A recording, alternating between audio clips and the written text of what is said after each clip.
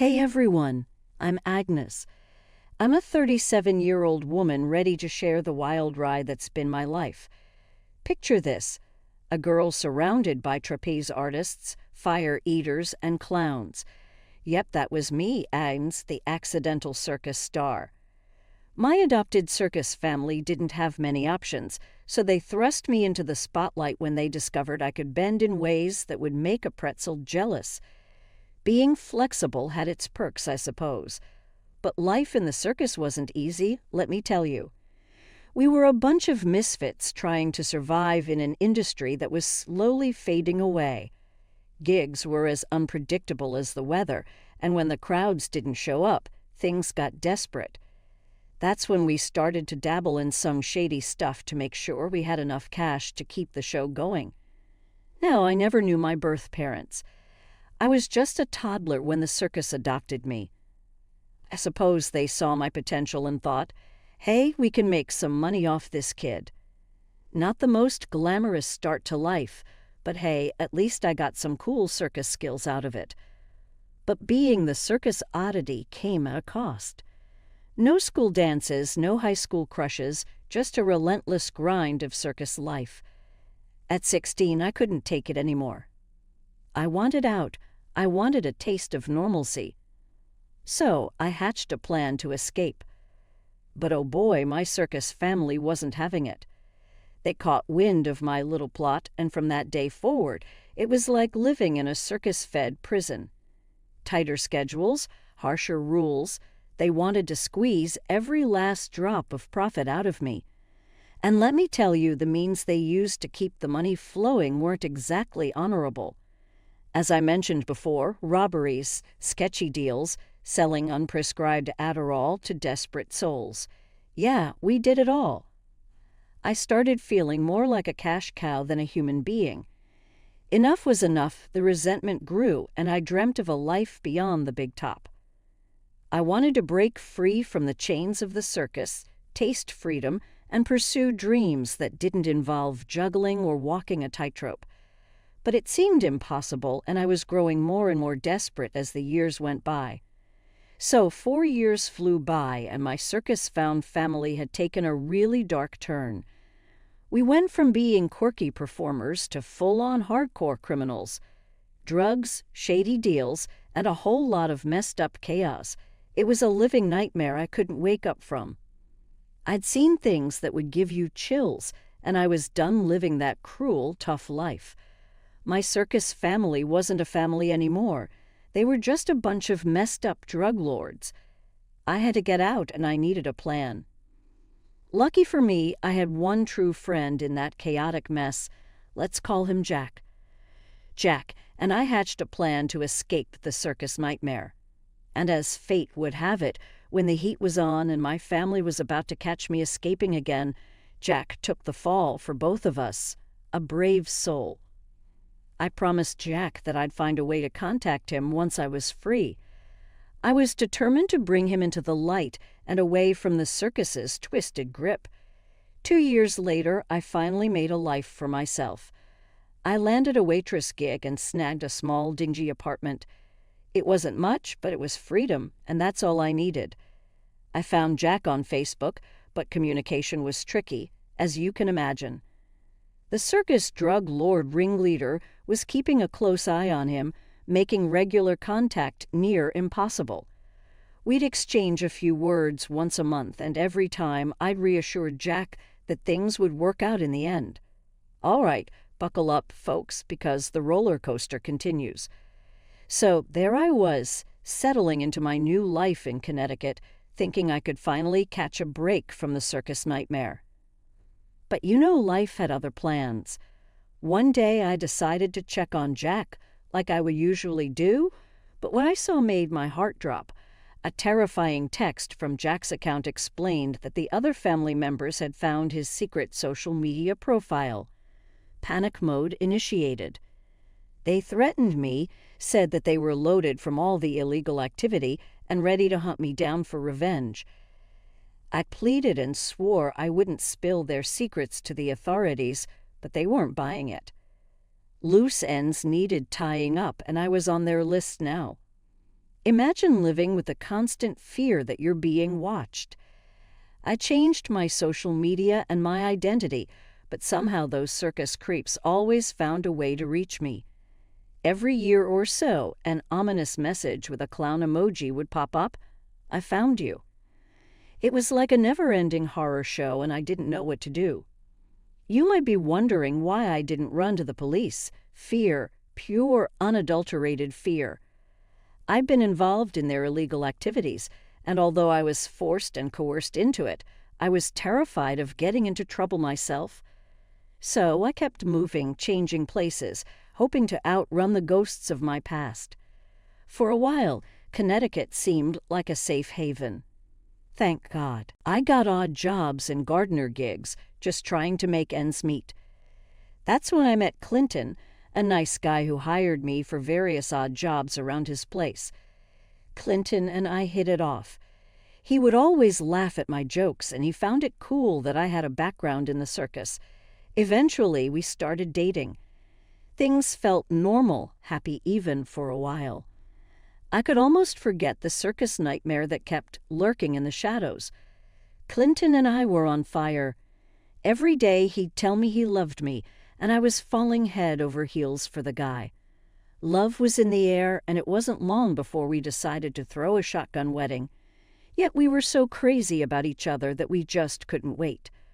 We didn't have a big fancy ceremony or anything, just a couple of lovebirds saying their vows in a little chapel. It was simple, sweet, and felt like a dream compared to the circus drug-fueled nightmare I'd been through. I thought, maybe just maybe, life was finally cutting me some slack. Clinton and I settled into our married life, blissfully in love and building a future together. For a moment, I almost forgot about the shadows of the past. Little did I know the circus wasn't done with me just yet. Life's got a funny way of keeping you on your toes, and my toes were about to tap into another twist in this wild tale. You're probably wondering at this point if I spilled the beans to Clinton about my wild circus days. Nope, not a chance. I figured it's best to keep that whole bag of crazy locked up tight. When we'd shoot the breeze about our families, I just tossed out the orphan bomb, mentioned I didn't really have a clue if there were any other relatives lurking around. I mean, it wasn't a complete lie, so I tried not to feel too bad about it. Clinton didn't dig too deep, thinking my life was already sad enough without a proper family tree. And honestly, I was cool with that, happy in the now, building a new life with Clinton. I didn't want my past to rain on our parade, so now it's been a year into the wedded bliss. I was doing the laundry, minding my own business as one does. As I'm sorting through the clothes, what do I stumble upon? A pair of panties that sure as heck weren't mine. I went full-blown ballistic. Who wouldn't? I stormed up to Clinton, waving those mystery undies like a battle flag. He's got this deer in the headlights look, stammering like a kid caught with their hands in the cookie jar. And I'm standing there demanding answers, thinking, is this guy for real? Trust me, I was ready to unleash the circus fury on him. Clinton, care to explain these panties I found in the laundry? They sure as ain't mine. What? Agnes. I swear I don't know how they got there. Maybe they got mixed up at the laundromat or something. Oh, save it. Clint, I ain't buying that load of crap. Who's the other woman, huh? Spit it out, Agnes. I'm not cheating on you, I love you. Those panties are probably just a mix-up. Mix-up? You think I'm stupid? I've been through enough crap in my life to spot a liar, and you're lying through your teeth. Agnes, I swear on everything, Spare me, Clint. You're just like the rest of them, a big fat liar. You're overreacting. Agnes, Overreacting. I've been through literal hell, and now this? I won't be played for a fool. You're being a sore. Just calm down and listen. Calm down. You've got some nerve, Clinton. You cheat on me and you have the G to tell me to calm down. And so the shouting match went on, each word cutting deeper than the last. The trust we had built seemed to turn to dust at that moment when I looked at him that day. It was like I was looking at a stranger. Yeah, so things got worse, if you can believe it. Clinton just kept on cheating, and I kept on letting it happen. It's like I was stuck in this messed up loop, you know? Every time I caught him, it was a new low. Lipstick on his collar, smelling like some other woman's perfume.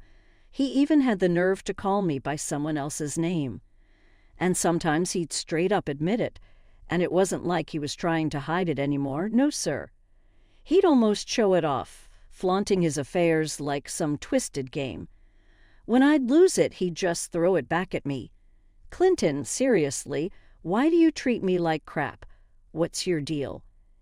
You think I'm stupid, honestly, yeah. What, you heard me? I think you're stupid. Why are you still here if you hate me so much? If you don't like me enjoying myself, are you high or something? It's because I love you. No, I don't think so. I think it's because I got odd jobs and gardener gigs, just trying to make ends meet. Obsessed? You're out of your mind. Why would anyone be obsessed with a cheating jerk like you? Look around, Agnes. You got nothing without me. Now why don't you just leave? I don't know. Okay, but that doesn't mean I need you. Sure. Admit it. Agnes, you're hooked on me. You can't resist. No, I'm not. I just thought we could have a decent life together. Decent life with you? Come on, Agnes, you know you can't do any better. Maybe I can't. That's right, you're stuck with me and you know it. I didn't really know what to say after that.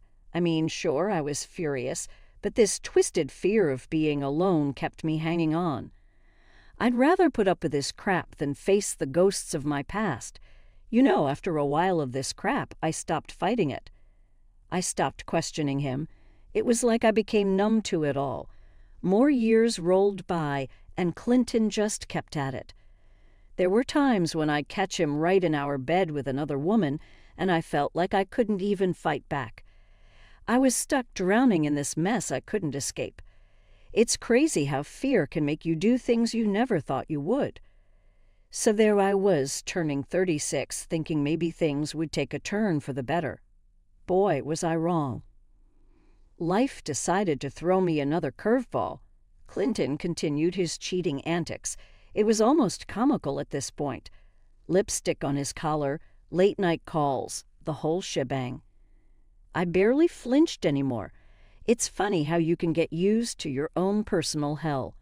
Nights that used to be filled with silent sobs now felt eerily quiet. No more tears. It's like my soul has run out of water.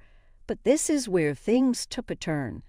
You remember that toxic circus family I mentioned earlier? Yeah, turns out they found me. Caught a nice little DM on my Instagram saying, "Nice try," when they figured out I was going by a different name. And decided to drop me a threatening note. I felt a chill run down my spine. How the heck did they find me again? I changed my name, my location, everything. It felt like they had eyes everywhere. And suddenly all the old fears and nightmares came rushing back. I tried to shake it off and focus on my life with Clinton, or whatever was left of it. But it was like trying to ignore a storm that was about to wreck everything. I couldn't escape the feeling that my past was catching up and it was bringing a world of trouble with it. Turns out they weren't too worried about chasing me down all these years because they were too busy swimming in their pool of ill-gotten gains. But now the fuzz was about to rain on their parade. They texted me their threats, trying to squeeze me like an old rag. The grand plan. They wanted to wire their dirty money into my account, making me the fall guy when the law came knocking. Real classy, right? They weren't asking, they were demanding. "Give us your bank details." Agnes, they sneered, thinking they had me cornered. Threats echoed through the phone. Promises of ruining my life if I dared to defy them. They even had the audacity to tell me I should be grateful they left me alone all these years, and that taking the fall for all their crap was the least I could do since I abandoned them. I begged and pleaded, but they were heartless. That's when the light bulb flickered in my head. A twisted plan was forming. "Sure, why not?" I texted back. I tossed my bank details their way like a juicy bone to a pack of wolves. They boasted about sending $500,000 anonymously, thinking they were the puppet masters pulling the strings. Little did they know I was about to turn the tables and make their puppet show a comedy of errors. Let the circus games begin. The next day, I approached Clinton with a carefully crafted email from none other than yours truly, but he didn't know that. I told him that I did indeed have some long-lost relatives tucked away in a European royal family. I said that the patriarch of this imaginary clan had kicked the bucket, and now yours truly was set to inherit a tidy sum. I laid it on thick, pulling out all the stops. The waterworks were in full swing as I poured my heart out to Clinton. He sat there, staring at the email like it held the secrets of the universe. I made sure to sprinkle just the right amount of drama, making my tale of royal connections sound so convincing that he'd think Shakespeare himself penned it. As he read and reread the email, I kept up the act. Big eyes, sniffles, and the occasional quiver in my voice. I could practically see the dollar signs dancing in his eyes as he envisioned the grand life we were about to lead thanks to my fictional royal lineage. Oh, the lengths I'd go to escape this circus of a life. Wait, what? Are you serious? This can't be real. You better believe it, honey. We're going to be loaded. How's this even possible? Yeah, I know, it's crazy. I never thought I had any family left out there, but now, apparently, we're looking at a whole new life. A better life is an understatement, babe. We're going to be loaded. Yeah, you're right. The amount of money they sent me is crazy. I'm talking in the hundreds of thousands over here. That's a game changer, Agnes. Are you sure this is real? Have you ever received the money?